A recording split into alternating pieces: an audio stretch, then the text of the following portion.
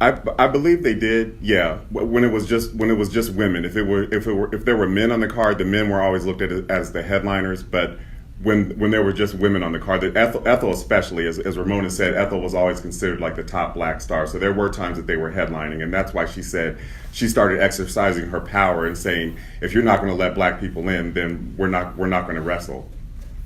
If I'm not mistaken, any time that you know that it's up to they ever put a belt on any other girl?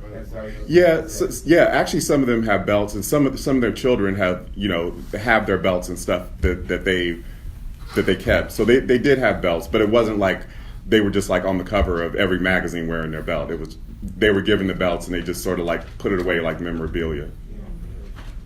They recognize them as I saw a couple times they recognize them as the Negro Ladies Champion or the Negro Girls title. Right. Recognize them. Right, exactly. And maybe it may have just been for the draw for the show, but I think that that's what Ethel. She said she was established as number one in the country. Mm-hmm. Between her and Black Venus, those are the ones that I noticed always had those top positions. Yep. Yes. How much money did African American woman make each wrestling event?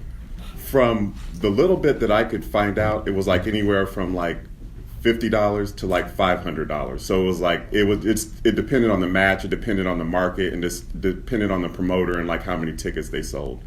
So in order to like make a whole lot of money, you really had to work back to back.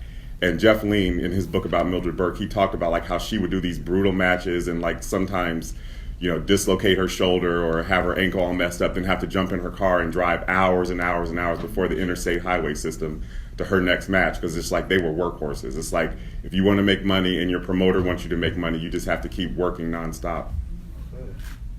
Yeah.